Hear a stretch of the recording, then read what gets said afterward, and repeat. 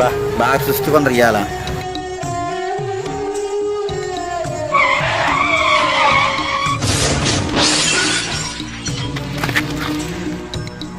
బాబు చెప్పండి అంకల్. బాబు ఏమైంది బాబు? అక్కడ గుంపుగా ఉంటారు జనాలు. అంకల్ ఎవరో ఇంట్లో నుంచి పారిపోయి వచ్చారంట, యాక్సిడెంట్ అయింది, ఇప్పుడే చేర్పించేస్తున్నాం.